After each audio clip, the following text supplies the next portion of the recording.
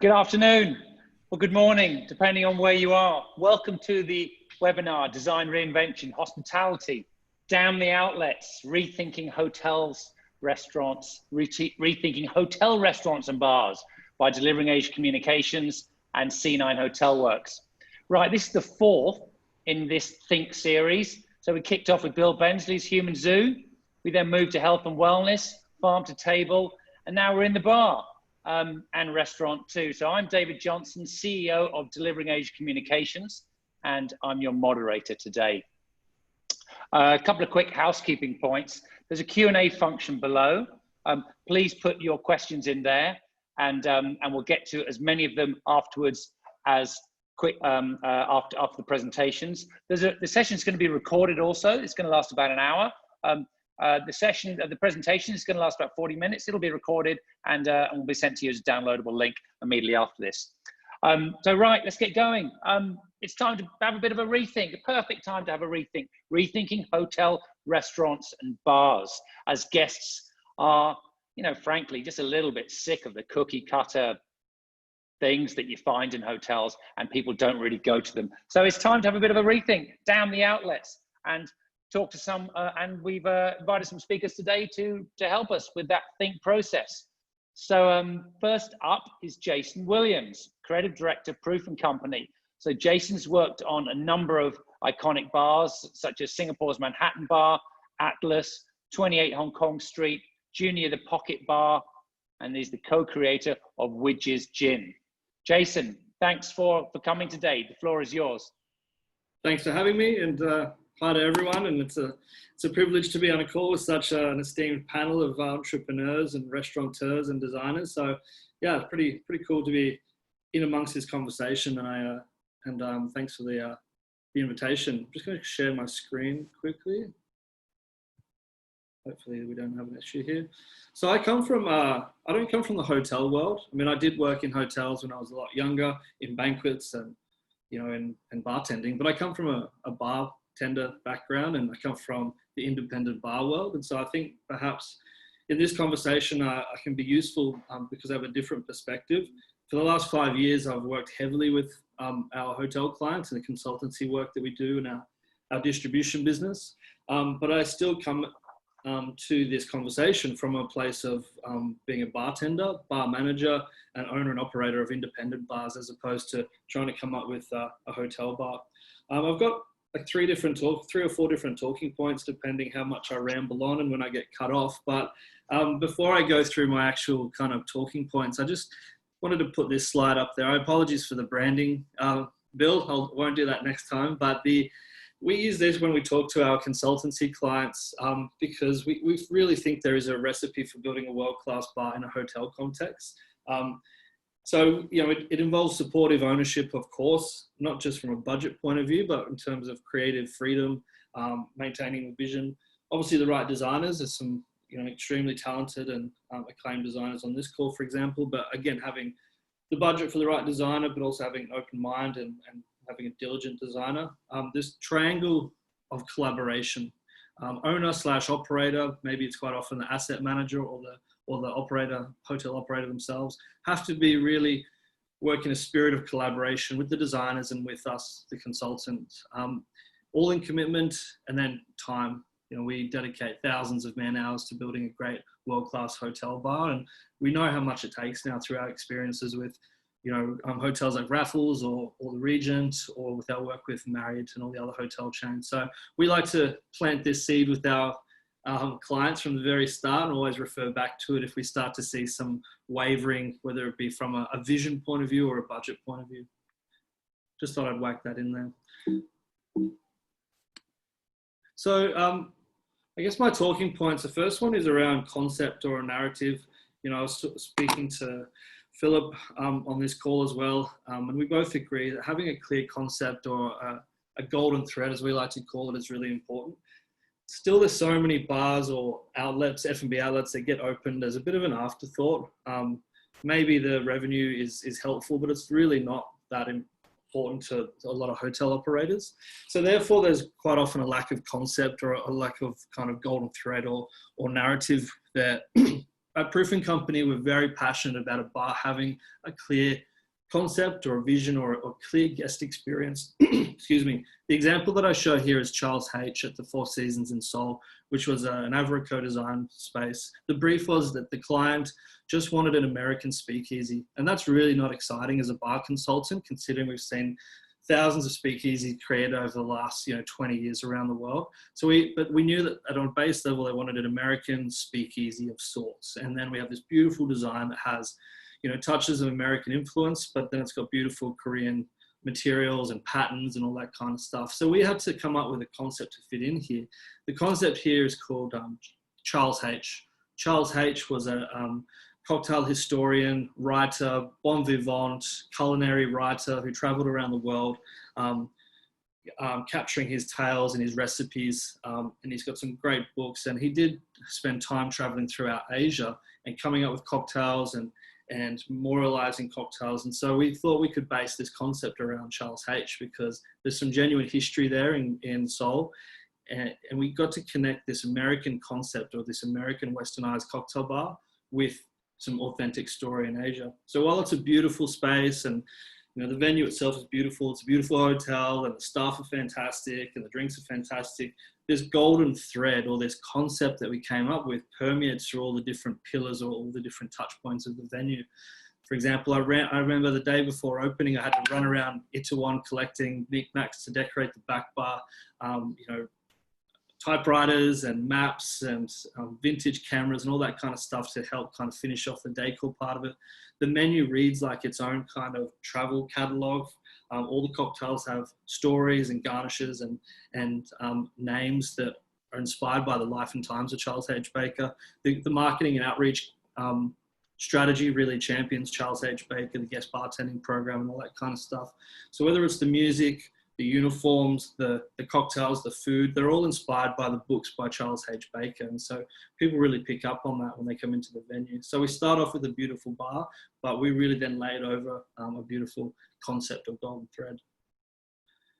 Another example of how we see the concept being really important. This is a AB Concepts design bar in the Four Seasons in KL called Bar Trigona.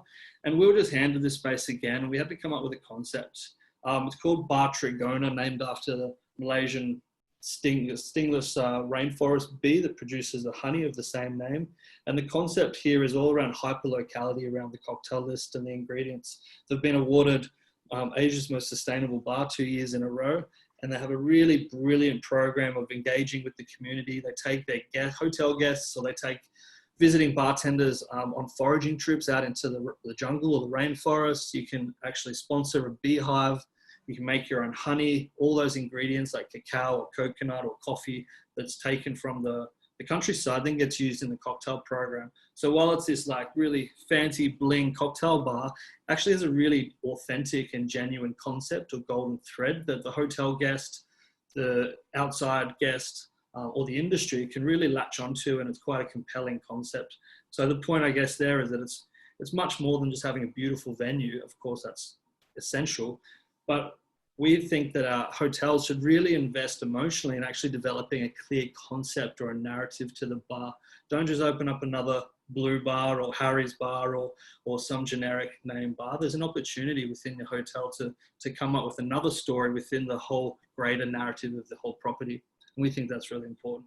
And these bars are the best bar, considered the best bars in their country, as per Asia's 50 best bars list. Another concept I wanted to talk about is what we refer to as the second golden age of fine drinking. And it's a term that not everyone's heard of. We consider the first golden age of fine drinking to be from 1862, when the first cocktail book was ever published, up until 1919, when America enacted Prohibition. Throughout that time, you had the roaring 90s of the 1890s. You had improvements in communication, transportation, science was being applied to the culinary and beverage world. And so people started drinking cocktails. The cocktail was published in books, and it just became a bit of a mainstream beverage as opposed to just beer or spirits or wine. Unfortunately, because of Prohibition and world wars and the Great Depression, the rise of vodka and processed ingredients, good drinking and fine beverage and particularly cocktails really dropped off. The second golden age of fine drinking is now.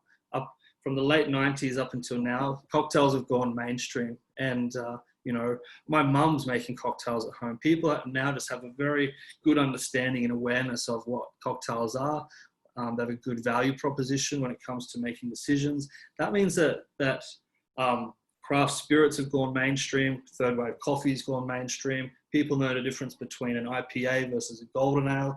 They have really high expectations now because they're more knowledgeable. They care deeply about what's on their plate or now what's in their glass. So hotels, and I know a lot of people on this call, and if not most people listening, will already know this, but unfortunately it just doesn't get applied enough. Hotels, it's just not good enough to have bad ice, for example, or choose the wrong glass or not use fresh ingredients. People now have a very high expectation and they're quite knowledgeable around the world of cocktails because we are in this second golden age of fine drinking and craft beverages. So hotels just can't afford to not dedicate some time and energy or resources to making better drinks in their property. I use this slide here as an example. We worked for a few years on the Raffles Hotel, particularly the Long Bar and the Riders Bar. But our greatest achievement within this consulting project was we really got to hopefully improve the Singapore Sling. Now, the Singapore Sling is a tall fruit, sweet, tropical cocktail. If that's not your jam, you're not going to like it. A lot of people say that they don't like that cocktail and say, well, it's because it is what it is. But, you know, we took the ingredients apart and put this cocktail back together because we are in the second golden age of drinking and people expect more. So we reduced the amount of the pineapple juice. We've got organic pineapples that are local Sarawak pineapples as opposed to the old Brazilian frozen stuff they're using. We have a beautiful London dry gin that goes in there, which is slightly higher ABV. We use a beautiful cognac-based orange liqueur. We made a special bitters and aromatic cocktail bitters inspired by the spices of the Malacca Straits. We made a special pomegranate grenadine that we get made out of New South Wales in Australia. Fresh lime juice, a real cherry as opposed to the artificial radioactive red cherry. So we basically took the ingredients apart and put them back together and just enhanced every part of it. So I thought I'd use this as an example because, you know, when people are paying $35 Sing plus plus for a Singapore Sling, we want them to drink a second one and we want them to actually appreciate it. My third point for this conversation around hotel bars is comes from our experience over the last 5 years. And that is we love it when designers particularly incorporate some of the beverage program into a design feature. This is a great example. This is a world's first American whiskey barrel rickhouse in a bar, which is just crazy. I mean, I'm used to it now, but when we came up with the idea for Manhattan to have the world's largest and most intricate cocktail barrel aging program, you know, I think my predecessors probably thought we were going to have a few barrels on the back bar and it wasn't going to be such a part of the layout or the design. The interior designers really made it a focal point of the whole bar and beverage program. And now we get to bring guests, hotel guests or outside guests, into the core of the beverage program by holding ceremonies in here or touring around the room. They get to buy a cask or sample straight from the cask. They get to uncork a cask. So the core beverage program about American cocktails in an aging program becomes a really integral part of the whole guest experience. And so thinking big and incorporating design elements that work within the beverage program is something that we love to see. And it's always Instagrammed. People love it. They tell everyone about it. The staff here take guests on a tour around the room, and it's really, really impactful. Jason, we're getting pretty close to time, if that's okay. That's all right. I'm almost pretty much done. I just need to flick through to the money shot. This is another example of, you know, amazing design incorporating the beverage program. So this is the gin tower in the background, which houses our Atlas gin collection with about 1,300 bottles. This is a pretty big example, but just the point there is that it's cool to see design elements that help bring the beverage program to life. That's it from me. Wow, you're just about done. Thank you, Jason. the golden thread to the golden age of drinking. God, what a journey. Thanks so much. There's some incredible concepts there for everyone to be inspired by and to consider. Philip, we're over to you. Philip Pond, founder, Atelier Pond, Bangkok. Philip's the former creative director, chief creative officer of Avrico in New York. Philip, please. Thank you, David, and thanks, Jason. Those projects really mean a lot to me. I share them, like the Rick House there, with clients all the time to kind of explain exactly what can happen. We were talking last week. I was a bit mistaken. I understood the movie cocktail to be the beginning of the second golden age of drinking, but now I've been corrected. I hope you can all learn from that as well. And I'm here to tell you about another era that's well underway. I might trace this back to the movie The Big Night, or perhaps Wise Guys. But this is the salad days of F&B. Fortunately for me, coinciding very nicely with my career. Back when I worked at the Rockwell Group, when people like Barry Sternlicht were regular clients working on their crazy new hotel idea, the W, and Lydia Bastianich was a regular chef client in the house as well. So the salad days of F&B, whatever you feel about the status of the world right now, 2020 is certainly a time for reflection. So I'd like to consider where we've just been and where we're going and what's worth bringing forward. I think that's really the inspiration with Bill and David for this series. As a design practice, we are driven by interaction with the public. We're constantly asking ourselves where things are heading. What is this public dialogue? And here's a bit of our perspective told with 3 examples. This is our neighborhood, Talat Noi, or the old market district of Bangkok. It's full of character and history. We are inspired to come to our neighborhood every day by the people, the colors, the history that is here. It's the fuel for our design thinking, and we look for this material in each of our projects. It's the feeling of being someplace real. Either the place has a living heritage that you can see, or you can build the meaning by studying the place enough to understand what makes it unique. We work in the pursuit of history, really, to tell its story. And we think this is especially important in Asia, where in so many countries, commercial development outpaces the development of culture and civic spaces. So luckily, we can fill the gap because we're developing public spaces that can take up the slack and tell the story that may be not getting told because the heritage is really slipping away. When we approach a narrative, sometimes we think of it a bit like this as a spectrum. On one side, you have a real place or a local quality, real details. And on the other side, well, it varies. We're designers, so that means we either have no idea what we're doing or we know exactly what we want. And it's different every day, which is the beauty of it. But I'm going to share 3 examples of some of our process very quickly to sort of show you how we go through the thinking and maybe give you some ideas of how we can change your project together. I am known to many of you as creative director for Avrico, which I did up until 2018 in Bangkok, and for several years before that in New York. Since that time, I've started my own company based in Bangkok. And here we're going to talk about, first of all, an Avrico project. This is the Eaton Hotel on the Kowloon side of Hong Kong. And for us, this was a beautiful journey, 2 years for an entire hotel, 9 venues in a food hall, a fine dining Michelin rated restaurant, 2 bars, and an all-day dining, which works much like the food hall, which I'm about to show you. But we learned everything that we needed to know by just taking a walk around the neighborhood. Just like the tree kind of falling into disrepair. The neighborhoods of Hong Kong are very vibrant. They're not underutilized or underappreciated, but they're aging.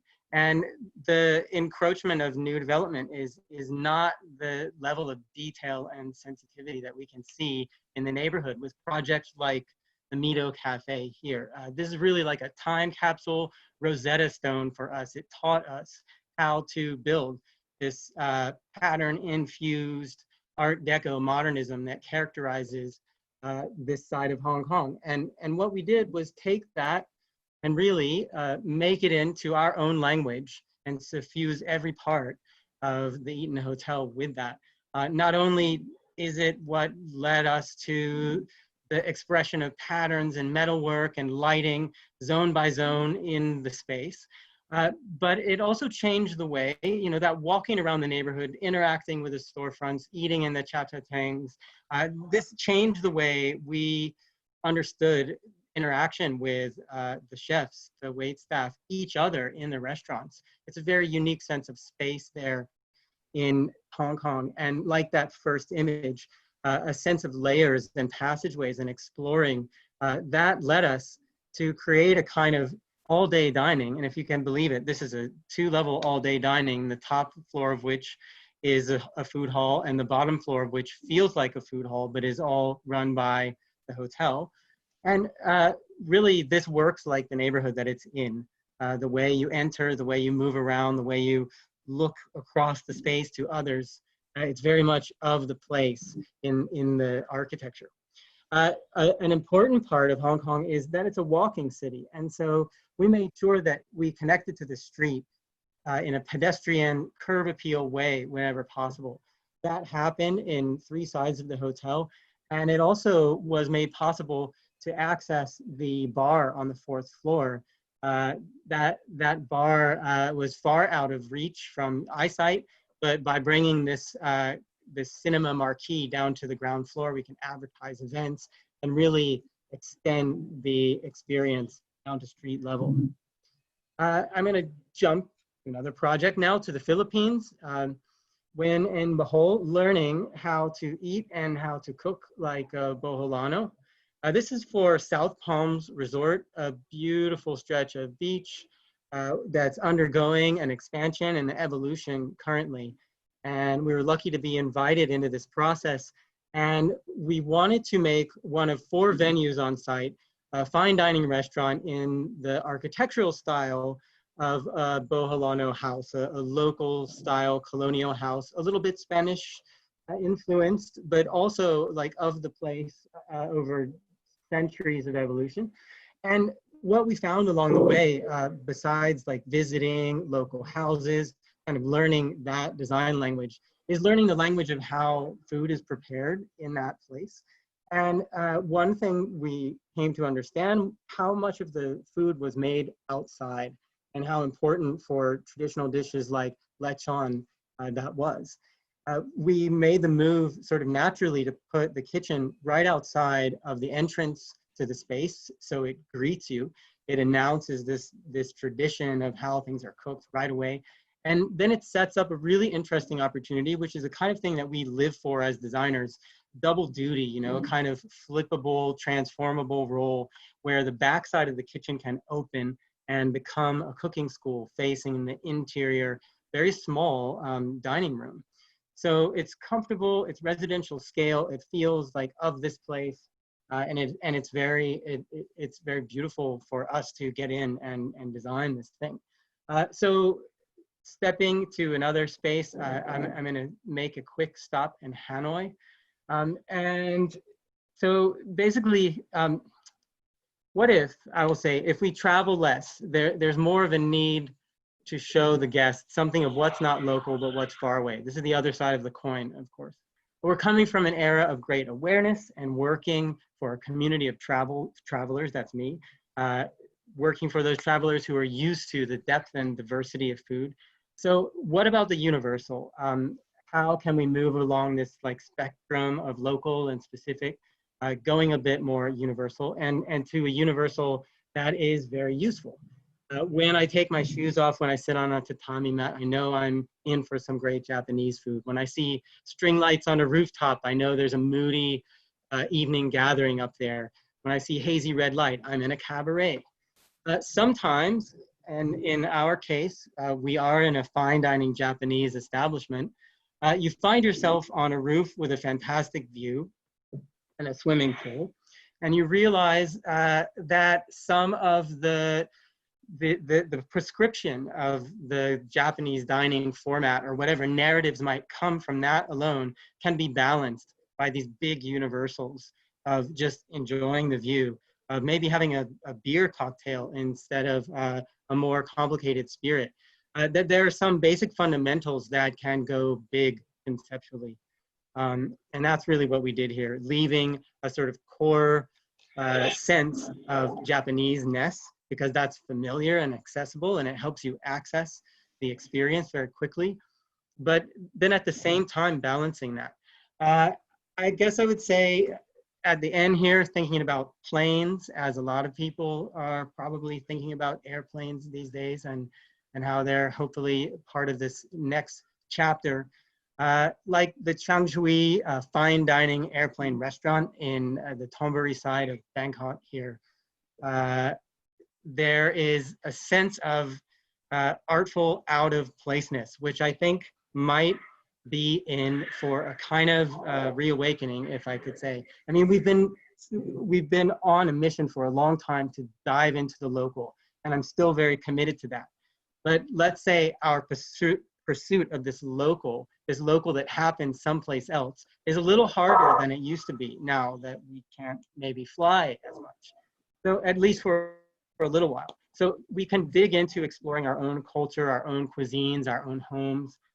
Or do we take up a renewed interest in building experiences that aren't meant to belong? That's where I'll leave it. Thank you. Cool. Oh, good stuff, Philip. Thank you so much. It was quite a whistle stop too around Asia there, actually, and a great one. We're going to turn to you now, Max. Max Dutress, founding partner and creative director of A Work of Substance. Max is based in Hong Kong. And I don't know if you're going to show us this project, but we're certainly involved in the iconic redesign of the Fleming Hotel in Hong Kong. Max, over to you, please. Thank you. Yes, I will share a few of our projects.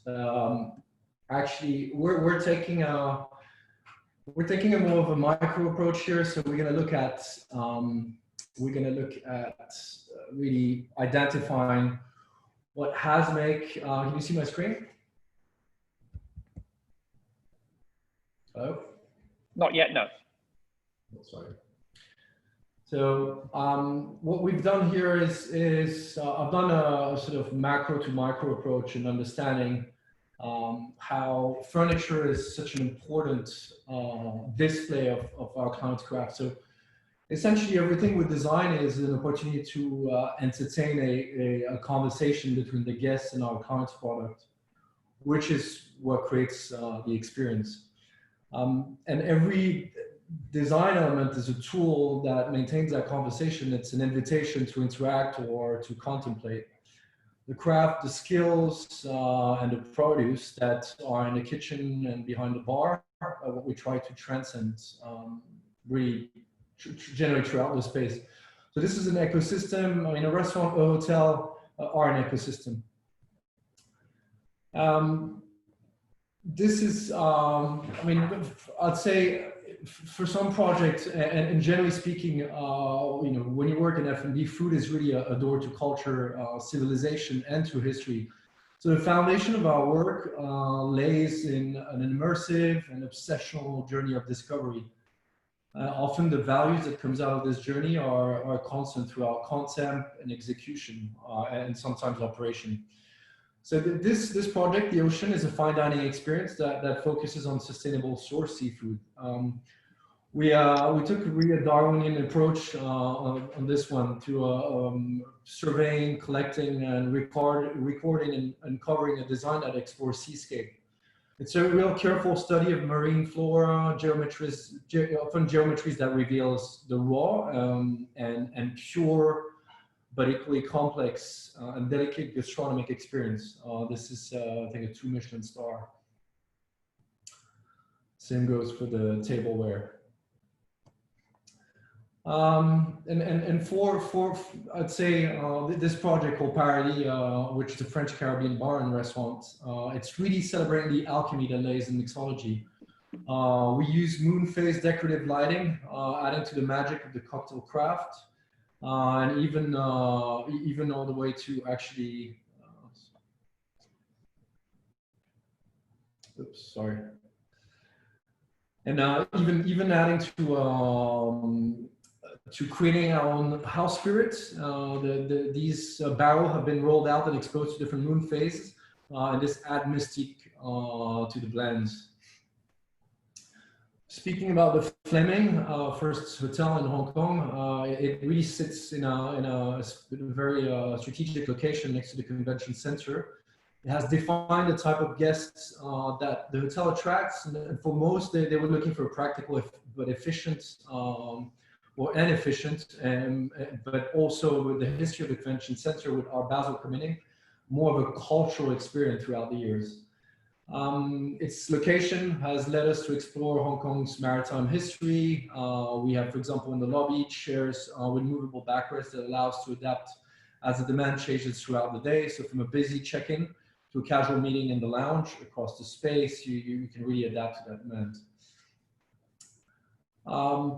All the accessory, everything you see in the room has really been influenced by that history, that background.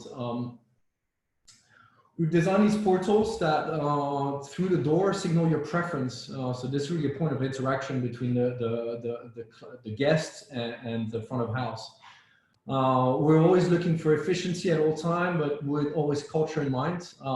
We sometimes furniture becomes display system, mechanic display system. I mean, to a certain point that their performance as almost like instruments.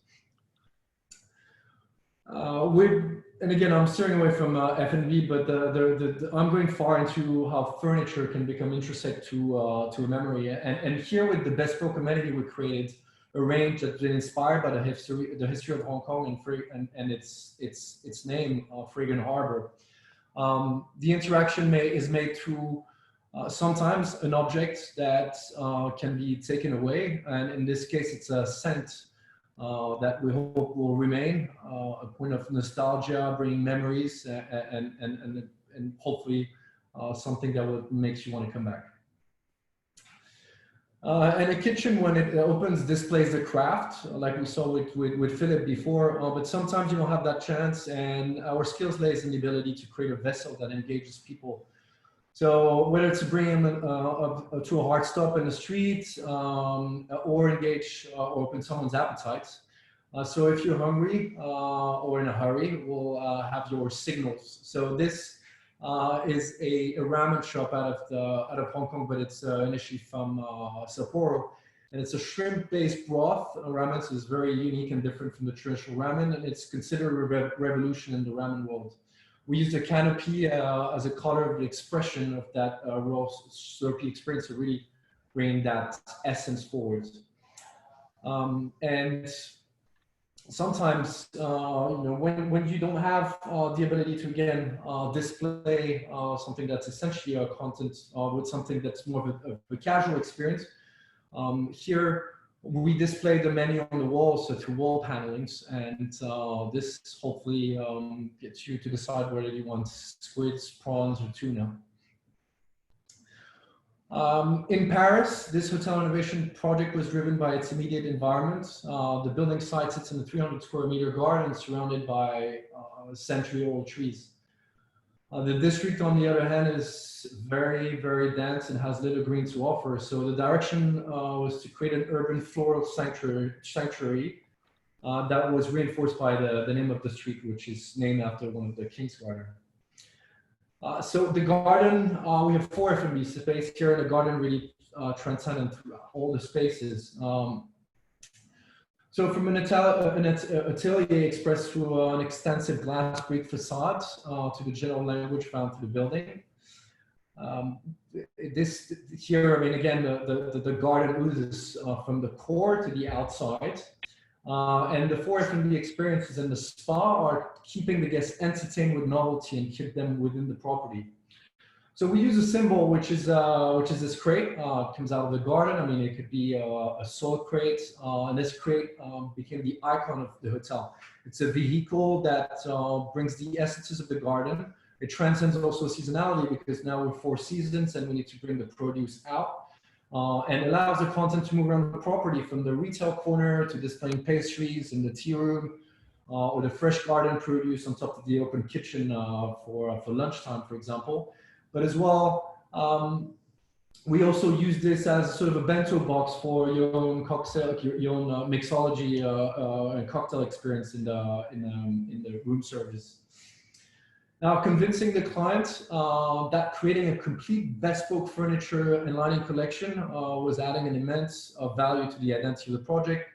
We overcame this by creating a system that allows us to be cost efficient. So we basically dissected tools and they became an obvious choice for geometry and functionality and complete, they were complete in the unique language. So here we took sticks, shades, and eventually these became an entire collection. So this is the lighting part that you see from in-room, outside room signage, restaurant, garden, and as well on the desk, the room desk, and the chairs. So this is an example of one of the parts of the hotel, one of the F&B. This is the tea room and the main dining room with the bar in the back. So I'd say the challenge is, where do we stop for us? This is a question defined often by the kitchen, the bar. But I think this piece is a prototype for a door stopper we did for the Fleming, and the client said, "Stop! You're going to stop here because this is going to be a nightmare." But if you're in a bathroom and looking at the floor, sometimes this happens. You'll see how a doorstop doesn't really have an identity, and we pushed it to a point where often we look for perfection, where sometimes it goes far beyond the needs of practicality, but there is, I think, a pleasure in contemplation. So I believe that we all explore, and I think every tool we create is a vessel for our spirit. And yeah, on that doorstop, wrap up there. Thank you. Thank you. Fantastic. Very insightful. Thank you. Some really cool and interesting pieces of furniture artwork there. We've got lots of questions coming in, so I want to rattle through, because then we're going to get to them. There's a lots of questions regarding post-COVID things and thinking and repositioning and renovation. So we need to get to those. Next up, please, is Rohit Sachdev, founder and CEO of Soho Hospitality. Concepts including Havana Social, Above 11 Charcoal, Cantina, Italian Kitchen. Rohit, please. Thank you very much for having me. Allow me to share my screen. There we go. Thank you very much. So I come from a very unique position in that I not only own and operate outlets in Asia, in Thailand, and across Asia, but I also provide F&B consulting, interior design, brand development, as well as digital marketing for the hospitality industry. And we do that all under one umbrella. So we have a lot of talent under one roof who can come together to help us envision concepts for ourselves as well as for our clients. And what I wanted to present to you today, because I've been hugely affected by COVID, many of my restaurants were shut. We just opened 2 of them a couple of days ago, and we have 1 opening up. So we have had a direct impact from COVID. And so I think that my perspective in terms of some of these trends are things that I'm implementing, are things that I've learned. And I think that I could, I'd be happy to leverage some of these things that I've learned to my fellow restaurateurs, hotel operators, and independent hotels, anywhere in the world. This is more Asia-centric in terms of the trends, but I'm certainly sure that it could be applied elsewhere as well. So let me just jump in. My first one is really about hotels restructuring their F&B approach. So hotels over the last 5 years, hotel operators per se, have been restructuring their F&B organizations and approach, primarily due to increased operation from independent operators. Now that restructuring of their F&B organizations is going to have to be expedited, primarily because of constraints of loss of F&B revenue in their hotel outlets, especially from millennials and Gen Zs who continue to favor dining at independent restaurants, and also loss of revenues from leisure travelers as a lot of countries remain closed. So there's going to be, again, more pressure on hotels in terms of some of these trends that were already occurring pre-COVID. And the challenges that hotels have faced is really, I think it's really one of this bandwidth. Hotel operators, I spoke to a hotel operator of a very large organization. He had over 100 restaurants to open within a year. And hotel restaurants or even independent restaurants require a lot of attention to detail when we're putting it together, whether it's interior design, lighting, brand development, uniforms, mixology, or whatever it is. And in order to give that type of attention to detail, I think hotel groups are going to need to increase the size of their F&B organizations. I think they also have a lot of higher cost structures because they fall under the envelope of the hotel. So there's a lot of hidden fees and costs that don't allow them to compete dollar for dollar against the independent restaurants. I think one of the solutions is for hotel operators perhaps invest in building independent F&B organization outside of their hotel envelopes, which can help to create independent like brands, which they could then take those brands and put them into different hotels. That might be an opportunity to decrease the pressure on their F&B organization. So I think there's a lot of restructuring going to happen in terms of hotels and hotels operators. Back of house is cloud kitchens. As the hotels face constraints in terms of loss of revenues through loss of in-house as well as out-of-house customers, I think there's a huge opportunity to find and use back of house spaces and turn them into cloud kitchens. At Soho Hospitality, we've rolled out 3 cloud kitchens. We have 3 more cloud kitchens rolling out.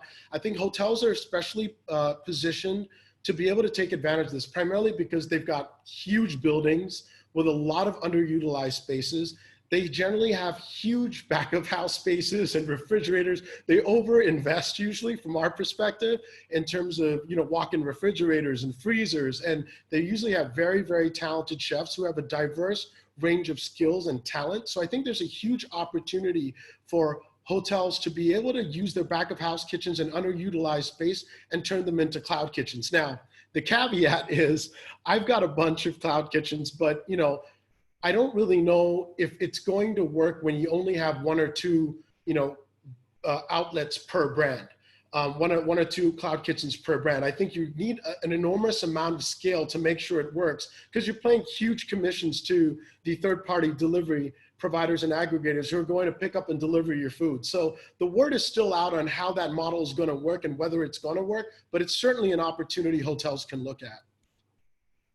Another one is looking at consumer behavior and evolutions. So millennials and Gen Zs, they're a huge, very influential traveling demographic. In fact, 60% of the Asian population by 2020 is supposed to be comprised of millennials and Gen Zs. And there's, millennials and Gen Zs was already very, very anxious about their future pre-COVID. They were anxious about climate change, right-wing movements. They were anxious about their spending power, and they were anxious about job security. And now COVID has come, and it's made them more and more anxious about their future. And so that what's happened is there's been a whole paradigm shift in that these types of consumers are really wanting to engage with brands that are genuine, brands that are real, brands that are going to make their lives better. There was a research done recently where millennials and Gen Zs were asked what they wanted, what did they want out of the brands that they're engaged with?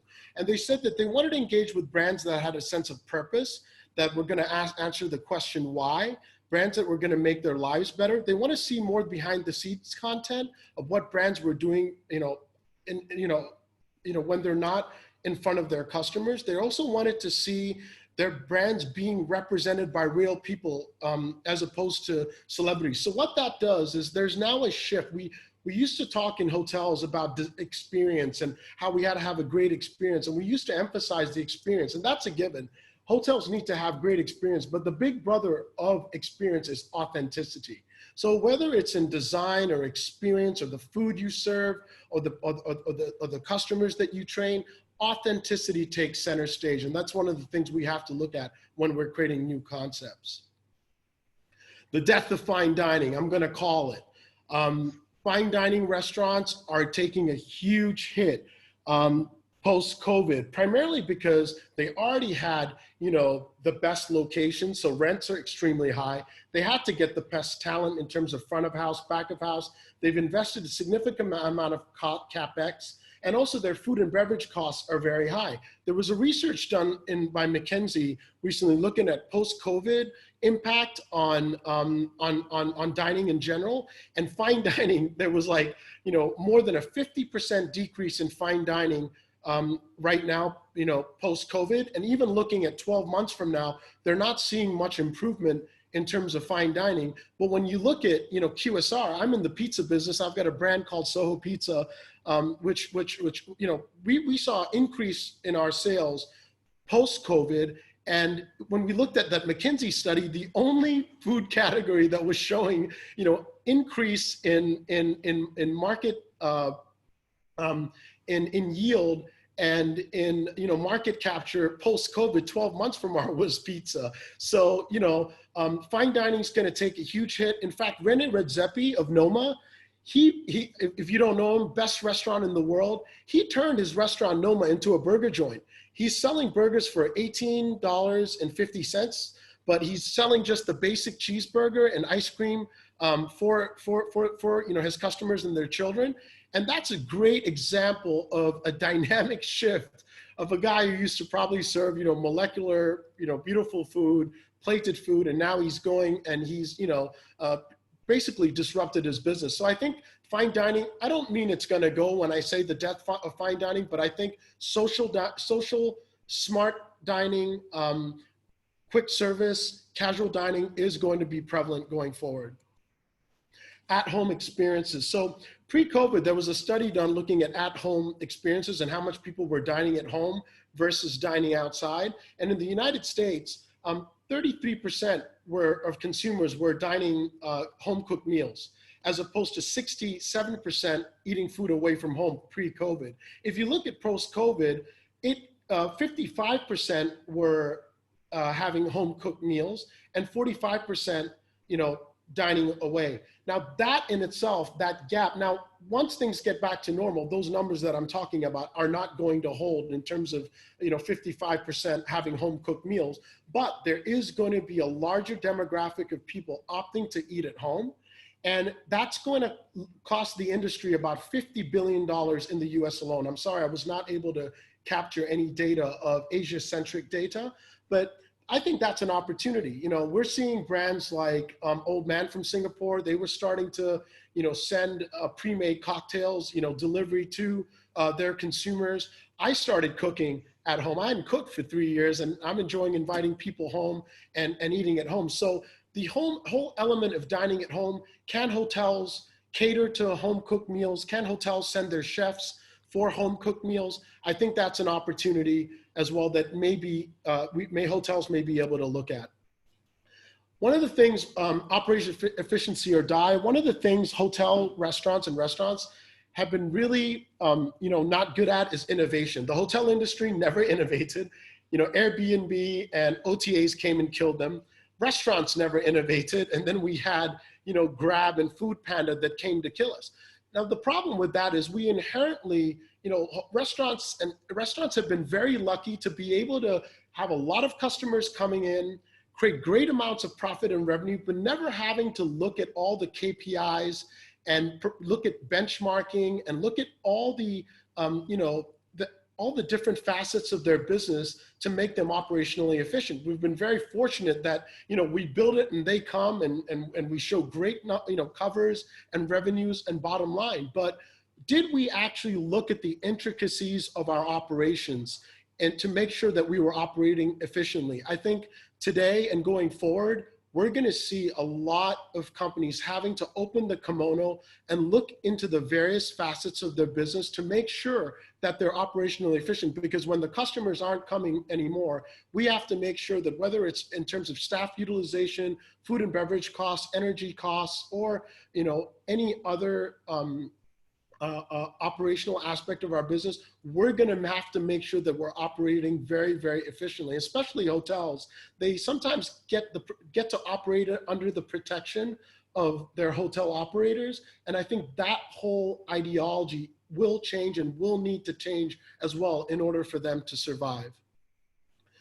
Another thing that I think is going to change is that Grab's business in Asia Pacific grew 900% pre-COVID as people just opted to stay home and eat as opposed to go out. So today, as far as I'm concerned, dining means staying at home, ordering in, finding the best restaurant, your favorite restaurants, and having them sending it out, sending the food out to your home. So the future of dining out is going to have an entertainment aspect in order for restaurants to survive. The whole notion of just going out to eat, that's not going to work anymore, because people are comfortable eating at home. They're saving money at a time in which they need to save money. So you're going to have to give them a reason to go out. So I think that every restaurant that's going to be envisioned and concepted after this COVID stage is going to have an entertainment component to it, or they will not survive. F&B will have to become a technology-driven business. I think it's already happening. You're seeing a lot of innovation in terms of POS, in terms of back office operations, in terms of AI and robots that will come to change the way we run our businesses, which have been very, very inefficient. But I think there's going to be a lot of technology coming in, and I think we've had a lot of challenges within our space where we have a lot of fragmented data technologies that are not speaking to each other. So we're not getting the data that we need in order to offer a personalized service to our customers, but that's going to change. And even at Soho Hospitality, we're looking at implementing and creating our own technologies, all the way from table management, reservation management, customer relationship management, as well as loyalty, and all these various facets, so that we can focus on the currency of our data, which will become key, so that we can personalize our customer experiences. And lastly, I've got 2 more slides. Sorry that I'm rushing. Disruption in delivery is looming. I think the current third-party delivery models do not work. Foodpanda and Grab charge me 30% of my top line in order to deliver food for me. The moment the food leaves my door, I have no control over how it gets to my consumer. And many times when it does get to my consumers, the consumer is unable to reach Foodpanda and Grab in order to make a complaint, because they've got terrible customer service departments, and haven't invested any money, and my fellow restaurateurs will agree. And the 30% they charge us, once we factor that into our business models, is it really profitable for us? So the word on the street is still out there in terms of their business model. I don't think they're a friend. I think they're a foe.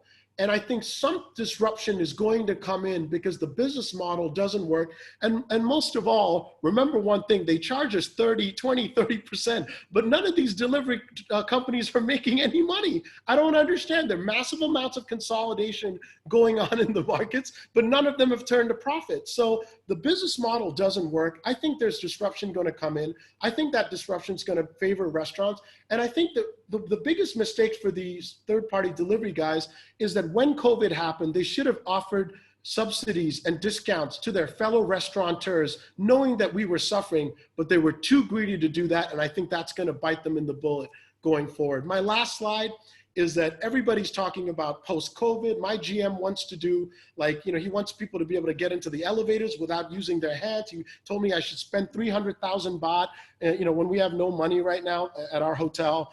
And, I think, and maybe I'm speaking in the context of Thailand because we haven't had it so bad here, but I think everyone is panicking. I think we're over-exaggerating what's going to happen post-COVID. I think that minus the hygiene issues that I think we need to maintain, we need to become more hygienic. I think nobody likes to wear a mask. Nobody wants to go to a restaurant with an acrylic, sheet in between them and their wife when they're sleeping in the same bed. That whole setup doesn't impacts the restaurants in terms of the way we can operate, impacts our yield. I think that once this settled down, the new normal will be the old normal, primarily because as humans, we want to interact. We want to interact with the chef, the person serving us. We want to be with our friends. I've gone to meetings with my clients where I'm shaking hands now and there are no masks at the meeting. Maybe that's a Thailand-centric issue because we haven't had it hit so hard here. But my post-COVID 6 months, 12 months from now, vision and outlook is that everything's going to come back to normal. Thank you very much. Thank you, Rohit. I think we're all going to have to take a bit of a break after that. You've just downloaded so much information, but fortunately, there's a recording, and we can listen to that again. But we're not taking a break. We're moving on. Trevor MacKenzie, Managing Director, Partner, Ex-Cuisine. Trevor manages 2 brands, Mango Tree and Coca, and that have established a global footprint in many, many different markets, and is a restaurant entrepreneur. Trevor, just really want to understand just quickly about your business, and then also how it relates to hotels. A quick overview, please. Outlets you've got in which countries? How many are open? So we've got, right now, we've got 65 out of 71 of our outlets currently reopened already, which is great news. China, Hong Kong, Vietnam are already back to 80 to 100% of business. For those of you who may not know our brands, we do Mango Tree, which is Thai food. And we have Coca Restaurant, which is primarily a hot pot concept. Primarily what we've opened around the world has been in Southeast Asia. We do Coca. And throughout the rest of the world, in our 15 countries that we're in, we do Mango Tree across different tiers, from fine dining, which I already knew was dying already from my own restaurants, as Rohit nicely put it, to a lot more. We've developed some different tiers in our casual. We've gone casual, we've gone into airports, and this is what's really driving a lot of our business now. So when Rohit said that, I was quite, oh yeah, okay, I'm already on the right path. And I think Rohit and we've shared a lot of stories in the past anyway, and we pretty much think the same thing, especially with these new customers. Wanted to comment about engaging these consumers with the brands of the why. And I think putting that into brands is important. But to bring it all together, I guess why David's invited me here today is to kind of talk more about hotels and putting restaurants in hotels. Primarily, we operate through a franchise system, and it was never in my context previously to go after hotels, and it sort of happened organically for me. I spent a lot of time in the Middle East, and in the Middle East, the owners are very aggressive in the sense of really asset managing their properties and wanting to maximize the values out of their properties. So what they've been doing is either leasing out their restaurant locations or taking on the franchises themselves, which automatically gives them a concept in a box, really, and they just have to follow a few things and up and go. They got a brand that can attract outside guests. And that's how I primarily look at it for hotel locations. If I'm to go into a hotel location, because it is destination, I have to bring people there. And I liked, I think it was Philip's comment, talked about connecting to the local, how they had built the outside to connect to the local and feel part of it. And I think a lot of times hotels don't give that feeling, right? They give the, hey, I'm here for the tourists, I'm here for the people coming to visit, and they don't have a lot of local use. And in our case in Dubai, we've done exactly that. We've created 80 to 85% of our guests are outside of the hotel, which even for me, I was quite overtaken by, in the sense that I didn't realize that we would get that many outside guests. Primarily, it was part of having another location there previously, but it's done wonders, and the hotel owner is very happy because he's bringing a lot of people to his hotel. Trevor, tell us what is the hotel and how many rooms the hotel have? So there's about, I think there's 330 rooms. It's located in JBR area of Dubai, which has 16 towers. Some of these towers were originally apartments and they've been converted into hotels. This is a Hilton property. So it's primarily catering to families because they're 2 and 3 bedroom units. And they're running occupancy primarily at 85 to 90%, which is very good. I mean, wouldn't that be one of the main reasons you were in a hotel, because there's a captive audience? You got 300 plus rooms. If they're running high occupancies, you can have 400 or 500 people there. So why are those guests not dining with you? I don't know. I think it's part of what we've discovered, because we've been open for a year and a bit now. What we've discovered is that primarily in the hotel, a lot of times if people staying in that specific hotel, they want to go outside and explore. And primarily what we see is when they do dine with us and we ask them, they're like, oh, it's my last night. I didn't feel like going out. I was tired. So what we've seen is that it's more convenience for the hotel guests. But the great part is that we're able to attract all these guests from outside, which has made the Hilton very happy with being able to achieve our targets. Okay, that makes sense. Tell us a little bit about the brand, because you obviously have your own brands, and Mango Tree's been established for what, 10, 15 years?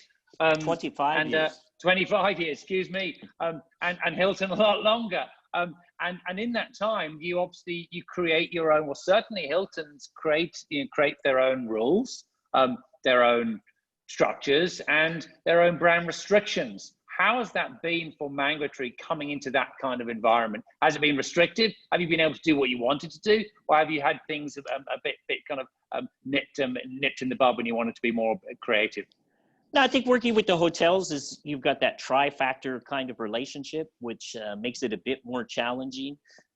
Directly on, working with the hotels and their restrictions, yes, there can be challenges in there because there's certain things that certain brands have in place that they don't want to mess with. For example, some things around delivery or outside food going outside, there were some policies, but we were able to work with them and get them to kind of re-see some of the things that we wanted to do. But it hasn't been for lack of work or my constant persistence in saying, no, this is what my brand requires. This is what our brand needs to achieve. And a lot of times how I tackle it is I really say, like, hey, you brought us into this project they've done it as a franchise. So it's not like it's just us renting it and I can do what we want. So I really have to get them to understand that, hey, you've given us a target. We want to achieve these financial targets for you. And this is what we need to do to be able to achieve those financial targets. And through that, I was able to get a lot of what I wanted. Some takes a lot longer. I think working with hotels, I've realized that everything's got a process and a lot of paper. So everything I want, I have to kind of double the amount of time.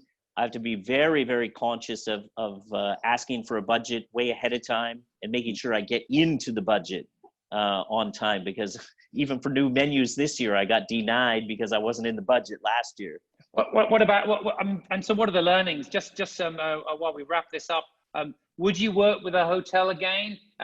Was it something that you just tried and that you won't look at again? Would you go with a hotel again? And what are the learnings and what would you do differently? I think there was a lot of challenges in the beginning. So I think what I would do this next go round, if we're given the opportunity again, which I think we will be, is really sit down with all the stakeholders in the beginning and get everybody on the same page right from the beginning, including the owner.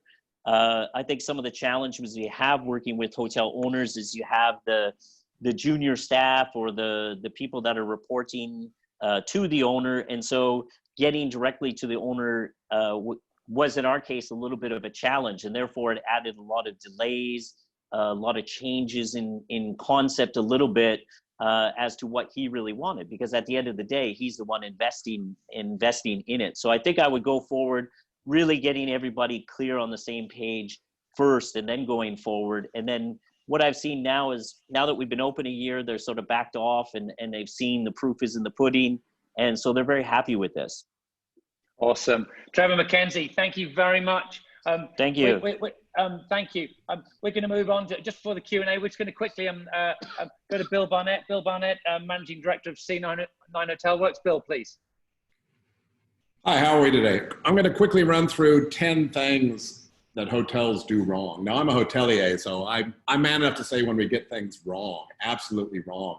And hotels do food and beverage wrong. The first thing they do is, you know, when we talk about the whole process is, you know, it's important that, you know, where are those disasters out there? You know, what are those key things? Outlets. You know, what the hell is a food and beverage outlet at the end of the day? We were talking, I think Martin Jones is out there somewhere online. He was talking about how Starwood used to call them venues. You know, outlet, there's no dignity in that term, even though it's like a wastebasket. Let's throw everything into the dumpster.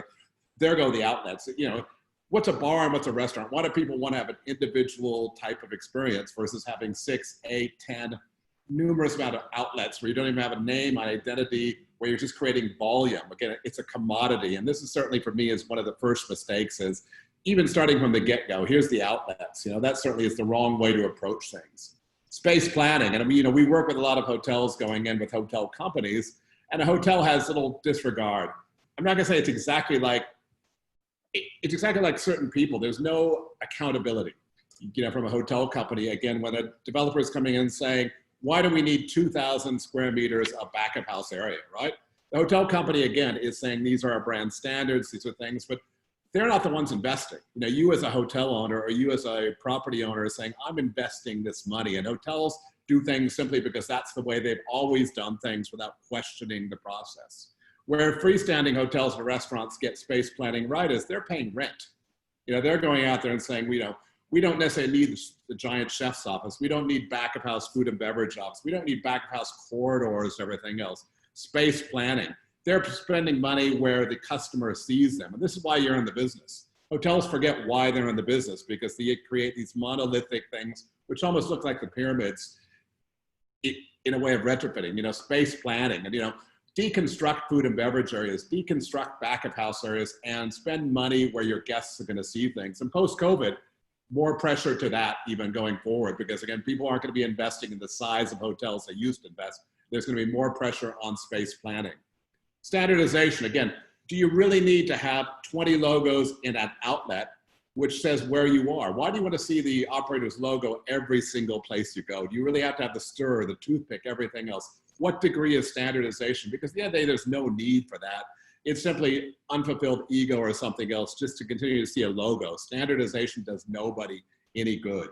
You know, I remember years ago when a certain hotel company came from North America. They actually imported bottled water from North America because that was part of their brand standards. And brand standards, again, are something which, again, there's no accountability. And creating these standardization, again, if I go to McDonald's here, certainly in Bangkok, I can see Ronald McDonald wine and everything else, I can still see something. But if I want to have a cheeseburger, I'll go to McDonald's after a full night rant, right? That's fine. But if I'm going to a hotel, I expect a little bit more than having to go to McDonald's and seeing a bloody McDonald's logo on everything. That to me makes no sense. You know, don't understand retail thinking. This is another way where we look at hotels. A hotel starts building their food and beverage outlets or their bars and restaurants and say, maybe in 4 or 5 years, we're going to have to change that. In a retail complex like we're looking at an Apple shop, it can change every day. It can change every hour. It can change by the season. It moves and it evolves. Are retail people that much smarter than hotels? Probably. I get it, I'm a hotelier, but the retail guys get it because they can evolve concepts. They can recreate something without having to call it interior designer and say 5 years, and maybe we'll change the restaurant to like a Peruvian steakhouse. Why can't you change things by the time of day, by anything else? Why are we so slow to adapt? That's where hotels certainly get one thing wrong as well in terms of that type of thinking. Separation of the back and front of house, again, is another thing, because why do you have to have areas where you don't see staff? You know, this starts again where you're engaging your staff whereby they're never going to see a customer. If you're in the butchery department or the bakery department, you never see the customer. That simply is not real life, trying to lock people away in the back house, like being in prison. You know, if you want to go to prison, that's fine. But working in a hotel shouldn't have that separation of front and back of house. Again, when we go to freestanding bars and restaurants, they're paying rent. They can't afford those massive back of house areas. Break down the walls of the back of house. It doesn't make sense, okay? And the hierarchy, just a pure hierarchy where you have this thing where you don't have people in charge of their own bars and restaurants. You've got the food and beverage department.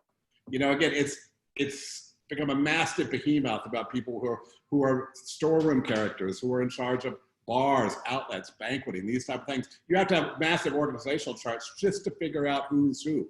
If I go to a bar and restaurant, who's the fucking manager? That's all I want to know, right? That's all you want to see at the end of the day. So again, forget the hierarchy, flatten the organizations and run a simple business the way it should be running.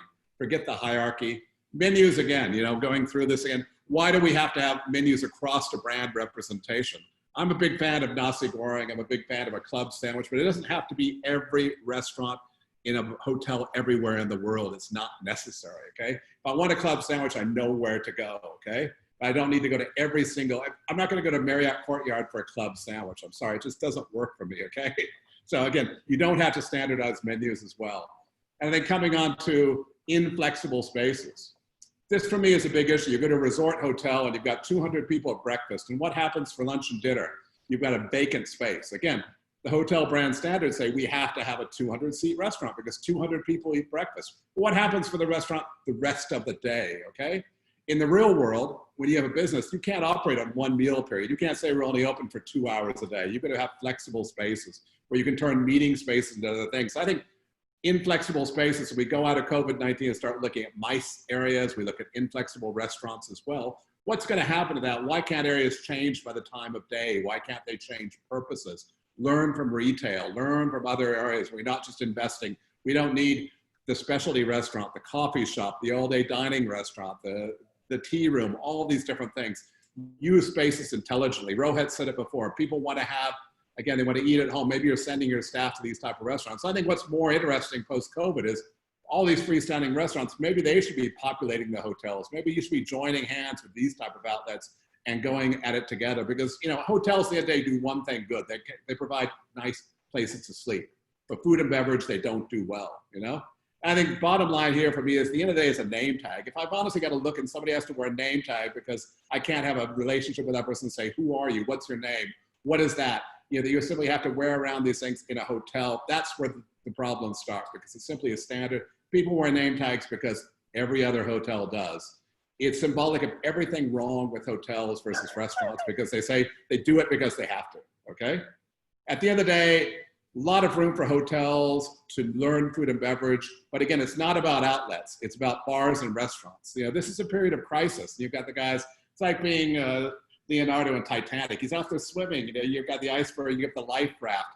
How are people going to survive? And I think what we've learned from our speakers today is be different and dare to be different. Establish, but don't just go after food and beverage outlets. David? All right, thank you, Bill. There's clearly a lot wrong with the outlets in hotels. Goodness, we've got and the club sandwich. We might get back to the club sandwich in a moment, though, Bill. But before we do, there's a bunch of questions, and I'm just going to attack them randomly. Rohit, we're going to kick off with you, if we may. What opportunities are evolving following COVID-19? Repositioning, renovation. What are the opportunities for restaurateurs? Look, the biggest challenge, if we're talking about the context of hotels and renovations, are the owners. Most of the hotels in Thailand, for example, are, you know, Thailand's got a mature hospitality industry, we can say now. And many of the hotels are 20, 30 years old. They need renovations. Now, the new teams that have restructured their organizations within the operating companies want to do something new. They want to compete with the independents, but they go to the owners who've had their hands burnt once and say, we have a new concept. We've got this great guy, Rohit or Philip or whoever, Proof & Co., but it's going to cost you 30 million baht to invest in this new concept with these stars, you know, and the owner's like, no way, I'm not going to invest this money. So a lot of times we do, you know, give a hard time to the operators, but there is also the challenge that the money is coming from the asset owner, and we have to manage that expectation. The second thing is that, you know, so what's going to work?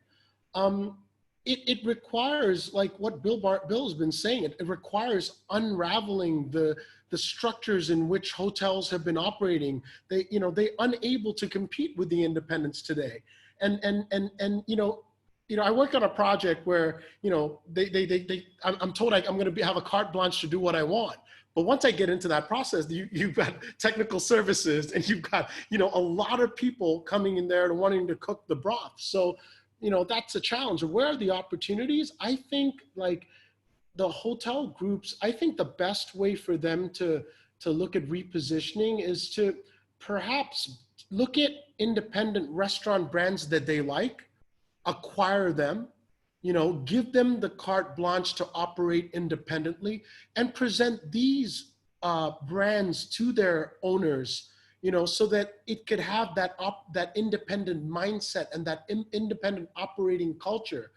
Because other than doing something like that, where you're able to create the separation from the hotel operating entity, you know, and the F&B, it's going to be challenging because these are big Titanics. They're not small firms. It's easy for me to say, I'm going to change during COVID. I've got 250 people. When you've got 50,000, 100,000, I don't know how big these companies are, it's a huge challenge. So, you know, it's easy to kind of just, you know, put them down and say like, but, you know, these challenges are real, but perhaps acquisition, finding good brands and acquiring them, creating a separate, you know, F&B entity that's independent from the hotel, and using that as a precedent to reposition, rebrand the hotel outlets. Rohit, thank you. Good stuff. Jason, we've got a couple here for you. The projects that you showed us on your slides, I mean, they're extraordinary, and there's a couple related to that. One, how did you get the owners to pay for them? Because there was a question related to how do you deal with ex-com dinosaurs who only focus on cost? We're really interested in your story there. And the other one is, what is the lifespan of a bar like this? Is it 2-3 years? Is it 5 years? Is it 10 years? Is it 20 years? And when does an owner need to reinvest and make a major change to the redesign? Jason. Yeah, great questions. And I think some of it ties back to what Rohit was saying and what Bill was talking about. You know, we deal with GMs or DFBs almost on a weekly basis that tell us that they want a quote unquote independent bar. But when push comes to shove, they go back to their brand standards or all the other stuff that Bill mentioned in his slides, or some of the challenges that have been mentioned before that Trevor's also experienced as well.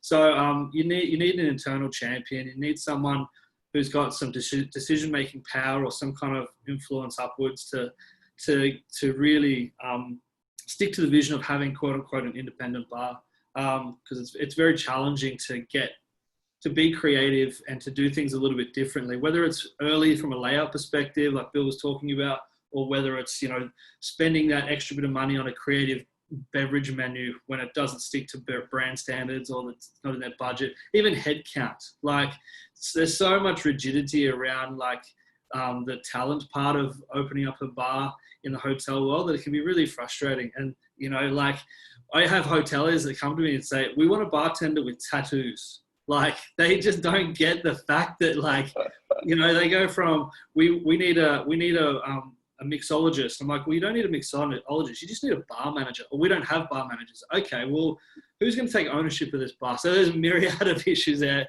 But so it's challenging. The budget thing is part of that, of course. We've been very lucky that we've had very supportive owners, and we've developed those relationships with people like Pontiac Land and what have you. So, you know, we try and plant those seeds around what we're trying to achieve at the very start, and we be really honest about what it's going to cost and what it's going to take from a time commitment, budget commitment, and we just have to adapt as well. You know, we're not precious. We're not prima donnas. If the money's not there, the money's not there, and we can be creative with smaller budgets as well. In terms of the question around how long will these concepts last? 20 years? I have no idea. I haven't been around ages that long, but we like to think our concepts are kind of future looking. For example, at Trigona, the sustainability topics and ethically sourced ingredients and connecting with community and connecting with nature, that's only going to become more of a thing that guests are looking for. So I think we try to come up with concepts that are a little bit future-proofed to an extent. And also there's a lot of levers that we can work with on keeping it up to date and keeping it present. And that doesn't mean a big investment in design and decor. It means, you know, the program, the beverage, the food and beverage program, the team aspect of it, the outreach. You know, Manhattan's 6 years old now, and we're doing a whole new 360-degree take on the menu, for example, and adding in different components to an existing chassis, if that's the right term to put it. So I think we just constantly have to progress and constantly have to keep moving, but it doesn't mean a huge investment. Max, thanks, Jason. Max, I'm going to ask you about one of the topics of the day, and to be honest with you, I think we're all getting a bit tired of the social distancing question, but I'm gonna throw it to you if you don't mind. How do you plan spaces? How do you plan furniture regarding around social distancing, so that you can create a different, at least spatially aware space? So I'm extremely optimistic. Generally, in general, that's my nature. So I just believe that we're going to come back to something that people will have forgotten about this in no time. That's what history also told us. But for us today, when clients want to be reassured, that often we looked at, or actually suppliers have approached us with the immediate sort of effect of what materials can have in sort of containing environment, or bringing an element of safety.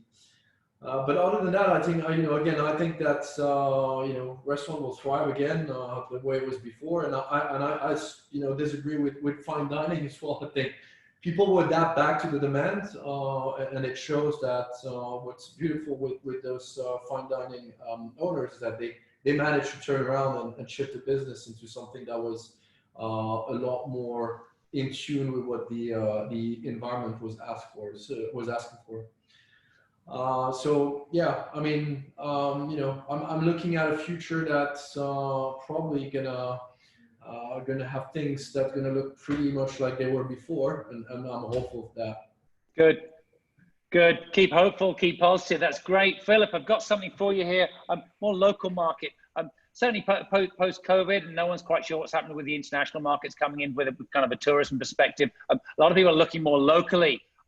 And there's been some cost, there's been some amazing outlets that we've seen today. But there's a lot of questions about how do you create an outlet which is relevant to the local market, that's not going to cost you a fortune. Philip? Yeah, well, I think that this is a big question in Thailand right now. And we have some clients that we're speaking with a lot on this subject, just to think about that large group of people that were traveling abroad very frequently, and where they're going to put their time and their investment, and how to really ask the same questions that we were asking before about digging into the stories of a place, but for a new audience. One thing that we find in Bangkok, and actually it happened just last week, hotel executive from the CBD basically came to visit our office and had never been in the neighborhood before, is not aware of what's happening with the F&B in that location. And I think, in terms of doing this, in terms of doing this from a expedient budgetary perspective, I think you basically have to just look at your neighborhood. Talking with one of the owners of Tokyo Joe over at Samyan, who is a F&B consultant I work with occasionally and is a longtime collaborator. And his word was just about the focus back into the neighborhood, which, is music to our ears, because really, just like we put our studio in the old town of Bangkok, I think there's richness to be found in every neighborhood. And it's really maybe as much of a kind of outreach and marketing challenge as it is for designers too, to kind of uncover what can be discovered closer to home. Awesome, Philip. Thank you. We've got to wrap up in about 2 minutes. I'm going to ask you a quick question, please, Trevor. Rohit made a great point, and I know you're going to share his views on greedy delivery aggregators. But we're not going to get you. I'm excited about that. But what we're going to talk about is entertainment. So what sort of entertainment can restaurateurs bring into their outlets that are going to make people want to come to them, as opposed to getting a delivery at home? Well, I think you have to do the things that, really research your market. What are the consumers looking for? Who's going to come into your restaurant? It can be from having specific music at certain hours, live entertainment. I think overall, we've needed this for some time, is enhancing the experience a little bit. A lot of times we've taken it for granted that people come to our restaurants, just like I think it was Rohit said, we've been making good money. So we haven't been focusing on the small details. And I think that's really going to be important going forward. And it's something we've spread across our restaurants as well, is really getting everybody to go that extra mile, to make it this entertainment, whether it's, I don't know, you could call it, surprise act comes on and surprises the people, or you hired a magician for the night. These are just small kind of things, but on the top of my head. But it needs that going the extra mile and not being blasé about it and really connecting to the customers to get them back. Sounds great. Sounds great. Thank you, Trevor. It looks as though Bill Barnett he's had a computer issue and he's just left. So no final word on what's after the club sandwich from him. But I would like to say Rohit, Jason, Philip, Max, Trevor, Dumi, and of course, Bill, thank you so much for joining us today. Everyone, there's going to be a recording. It's going to be sent to you afterwards, and then you can download it to have a look at the presentations. Thanks so much. All the best, everyone. Thanks, David. Thank you. Nice to meet everyone. Thank you. Cheers. Nice to speak with you all. Okay, thank you. Bye-bye.